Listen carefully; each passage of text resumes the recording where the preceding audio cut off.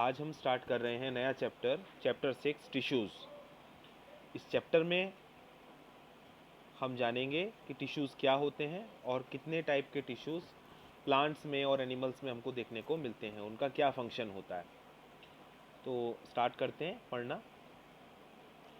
पिछले चैप्टर में हमें पता चला था और हमने पढ़ा था कि जितने भी लिविंग ऑर्गेनिजम्स हैं they are made up of cells. इसको थोड़ा सा जूम कर लेते हैं, ठीक है ना। यूनिसेलुलर ऑर्गेनिज्म जो होते हैं उसमें सिंगल सेल सारे बेसिक फंक्शंस परफॉर्म करता है।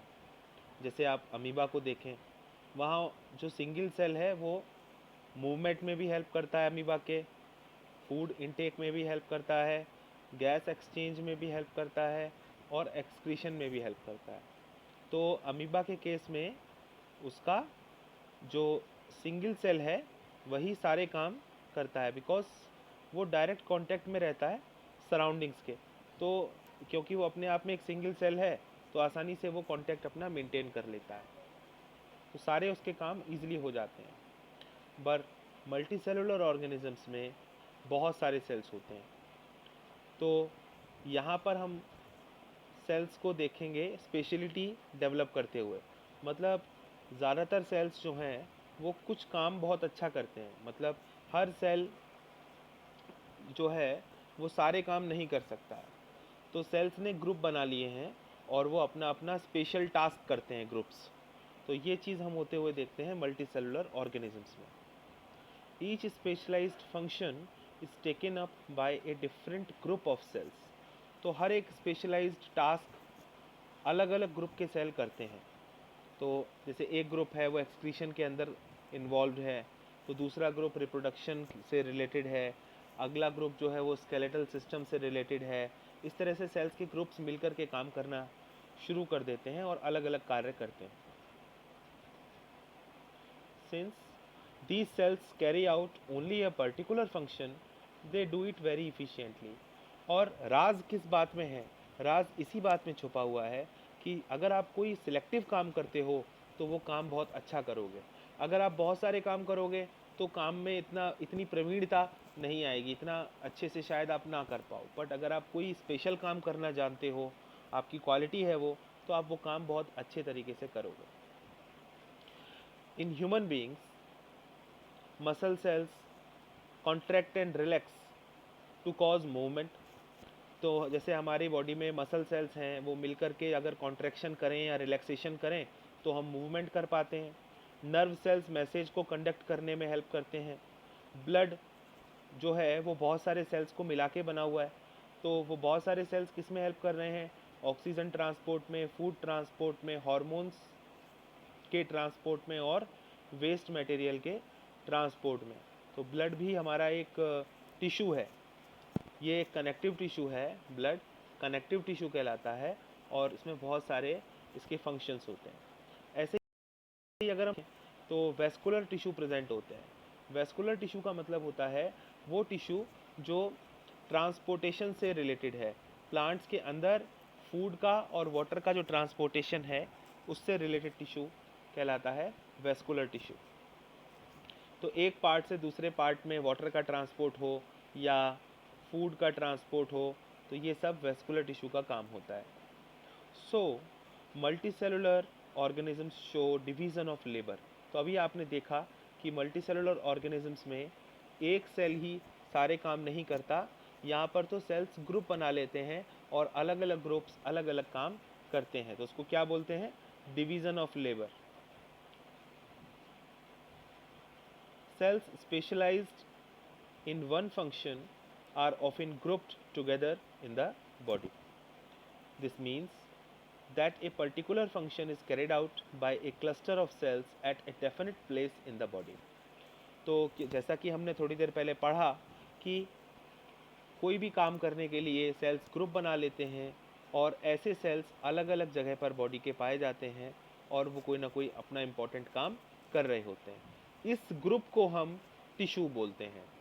तो टिश्यू के एग्जाम्पल्स क्या हो सकते हैं? ब्लड, फ्लोएम, मसल, ये सब टिश्यूज़ के एग्जाम्पल हैं।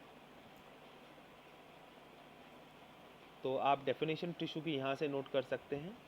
A group of cells that are similar in structure and और work together to achieve a particular function form a tissue.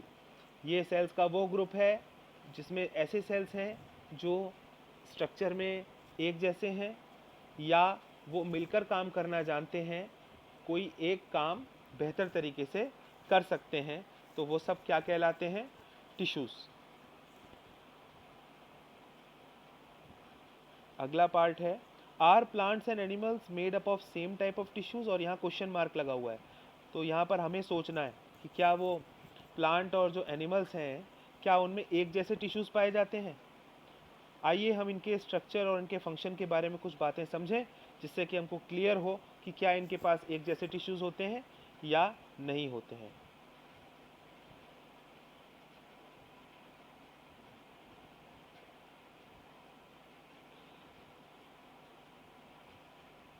Plants में और एनिमल्स में काफ़ी आसानी से नज़र आने वाले नोटिसेबल डिफरेंसेस प्रेजेंट हैं। प्लांट्स स्टेशनरी होते हैं या एक जगह फिक्स रहते हैं, वो मूवमेंट नहीं करते और उन्हें सीधा खड़ा रहना होता है, तो उनके पास काफ़ी सारा सपोर्टिव टिश्यू होना चाहिए जो उनकी बॉडी को सपोर्ट करे ताकि वो सीधे खड़े रह सकें लंबे समय तक। और इस सपोर्टिव टिश्यू में ज़्यादातर देखा जाता है कि डेड सेल्स होते हैं। एनिमल्स वहीं दूसरी तरफ मूव करना जानते हैं, उन्हें मूव करना पड़ता है खाने की तलाश में, साथियों की तलाश में, या अपने रहन सहन के स्थान की तलाश में, शेल्टर के लिए। इसलिए उनको काफ़ी एनर्जी की रिक्वायरमेंट होती है प्लांट्स के कंपैरिजन में। और अगर हम एनिमल्स में देखें तो ज़्यादातर जो टिश्यूज़ हैं वो लिविंग होते हैं, बिकॉज उन टिश्यूज़ के अंदर जो सेल्स हैं वो most of the cells are living.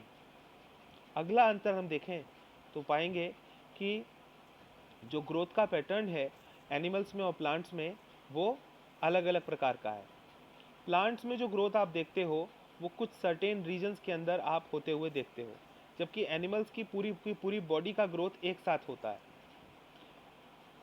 कुछ ऐसे टिश्यूज़ हैं प्लांट में जो हर वक्त ग्रो करते रहते हैं, कभी भी ग्रोथ ख़त्म नहीं होती। और ये टिश्यूज़ कहाँ प्रेजेंट हैं? कुछ सर्टेन लोकेशंस पे या रीजन्स में प्रेजेंट हैं, जिनको हम मेरिस्टेमेटिक जोन्स कहते हैं। Based on the dividing capacity of tissues, various plant tissues can be classified as growing or meristematic tissue and permanent tissue. तो प्लांट टिश्यू को हम दो टाइप्स में डिवाइड कर सकते हैं। पहला है वो टिश्यू जो रैपिड डिवीज़न करता है, रैपिड डिवीज़न। रैपिड डिवीज़न का मतलब बार बार तेज़ी से इसके सेल्स डिवाइड करते हैं, जिससे क्या होता है? जिससे ग्रोथ होती है। और दूसरा टिश्यू हो सकता है वो जो कोई डिवीज़न ना कर रहा हो, फंक्शन परफॉर्म कर रहा हो, ठीक है ना। तो ये वो ग्रुप है जिसको हम बोलते हैं permanent tissue. Permanent tissue growth नहीं करता, परमानेंट टिश्यू कोई ना कोई टास्क करता है, कोई ना कोई फंक्शन करता है। So cell growth in animals is more uniform. Animals में जो ग्रोथ है वो थ्रू आउट बॉडी होती है, यूनिफॉर्म होती है। तो वहाँ पर आप डिवाइडिंग और नॉन डिवाइडिंग रीजन्स का अंतर नहीं कर सकते एनिमल्स में, जबकि आप प्लांट्स में कर सकते हो। आप कह सकते हो प्लांट्स में कि जो मेरिस्टेमेटिक टिश्यू है ये कैसा है? डिवाइडिंग। और ये परमानेंट टिश्यू कैसा है? Non dividing. तो यहाँ पे आपने डिमार्केशन कर लिया। एनिमल्स में ऐसा डिमार्केशन करना संभव नहीं है। इसके अलावा स्ट्रक्चरल ऑर्गेनाइजेशन, अगर इसको हम डिस्कस करें, of organs and organ systems is far more specialized and localized in complex animals than even in very complex plants. जो स्ट्रक्चरल ऑर्गेनाइजेशन है ऑर्गन्स की या ऑर्गन सिस्टम्स की, वो ज़्यादा स्पेशलिटी रखती है, यानी ज़्यादा डेवलप्ड है और ज़्यादा स्पेसिफिक तरीके से बॉडी के अंदर पाई जाती है। जैसे आप ब्रेन की एग्जांपल के तौर पर आप ब्रेन को ले लो। हमारा ब्रेन एक ही जगह पे पाया जाता है, हमारे हेड में। ऐसा नहीं कि वो और दूसरी जगहों पर है ना। तो वो लोकलाइज्ड है ना। हमारा जो डाइजेस्टिव सिस्टम है वो उसमें जो मेन पार्ट है जहाँ पर डाइजेशन होता है, एब्जॉर्प्शन होता है, वो हमारी एब्डोमेन है। यानी हमारे पेट वाला हिस्सा, और वो एक एब्डोमिनल पार्ट ही है, बस ऐसा नहीं कि एब्डोमिन सब जगह पर है। तो आप क्या कहेंगे, जो भी स्ट्रक्चर्स हैं वो लोकलाइज्ड हैं, मतलब किसी एक लोकेशन पर स्पेसिफिकली प्रेजेंट है। प्लांट्स में आप देखेंगे तो स्ट्रक्चर्स आपको सब तरफ मिल जाएंगे, है ना। फोटोसिंथेसिस सारी लीव्स में होता है, और वाटर का कंडक्शन पूरे प्लांट में होता है, और जो ब्रांचेज होती हैं वो सारी एक जैसा ही काम करती हैं, जितनी भी ब्रांचेज होती हैं प्लांट में, तो वहाँ पर स्पेशलिटी थोड़ा कम है। This fundamental difference reflects the different modes of life pursued by these two major group of organisms, particularly in the different way of feeding. अब ये ऐसा डिफरेंस क्यों है, बिकॉज दोनों ग्रुप अलग अलग तरीके से अपना जीवन जीते हैं। एनिमल्स जहाँ बहुत ज़्यादा मूवमेंट करते हैं, उन्हें तलाश करनी पड़ती है फूड की और शेल्टर की, और माइग्रेट भी करना पड़ता है, कई बार तो अपनी जान बचा के भागना भी पड़ता है या जगह को छोड़ना पड़ता है। वहीं प्लांट्स जो हैं वो स्टैटिक लाइफ जीते हैं, वो एक ही जगह फिक्स्ड रहना पसंद करते हैं, और वो फोटोसिंथेसिस करना जानते हैं, तो उनको फूड की तलाश में घूमना नहीं पड़ता। तो इसीलिए दोनों की जो मेथड्स हैं जीने के या रहने सहने के तरीके हैं या बॉडी स्ट्रक्चर्स हैं, वो बिल्कुल अलग हैं। प्लांट्स जो हैं उन्होंने अडाप्ट कर लिया है सीडेंट्री एग्जिस्टेंस में। सीडेंट्री एग्जिस्टेंस का मतलब एक जगह स्थिर रहकर रहना, तो प्लांट्स ने ये चीज़ इसके लिए अडाप्टेशन कर लिया है, यानी वो एक जगह रहना जानते हैं। दूसरी तरफ एनिमल्स ने अडाप्ट कर लिया है एक्टिव लोकोमोशन के लिए, और इस वजह से दोनों का जो बॉडी सिस्टम है वो बिल्कुल अलग प्रकार का है। तो अब हमें समझ में आ गया कि अच्छे तरीके से कि प्लांट टिश्यू और एनिमल टिश्यू क्या एक जैसे होते हैं। आंसर आया no, they are not same, they are different, so no. और क्या इनके अंदर कुछ डिफरेंसेस हैं, अगर हैं तो आप बता सकते हैं। तो yes, there are some differences and we can easily demarcate some differences, आसानी से हम बता सकते हैं। तो ये फर्स्ट पेज हुआ है हमारा। आइए देखते हैं second page. Okay, second page पे है क्वेश्चंस।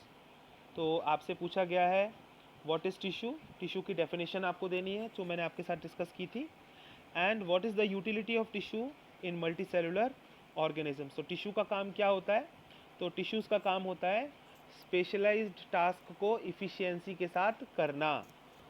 तो टिश्यूज़ जो हैं स्पेशलिटी वाले टास्क करते हैं, अलग अलग काइंड्स के टास्क करते हैं। जैसे कोई टिश्यू डाइजेशन के साथ एसोसिएटेड है, कोई रेस्पिरेशन के साथ एसोसिएटेड है, कोई रिप्रोडक्शन के साथ एसोसिएटेड है। तो इस तरह से कोई स्ट्रक्चरल फ्रेमवर्क बनाने के लिए इम्पॉर्टेंट है, यानी बॉडी को डेवलप करने के लिए, बॉडी के स्ट्रक्चर को डेवलप करने के लिए, बोन्स को, मसल्स को। तो अलग अलग टिश्यूज़ जो हैं वो अलग अलग काम कर रहे हैं, अपना स्पेशलाइज्ड टास्क करते हैं, ये हमको यहाँ पर बताना पड़ेगा। धन्यवाद आपका, आपने इस वीडियो को बड़े ध्यान से सुना।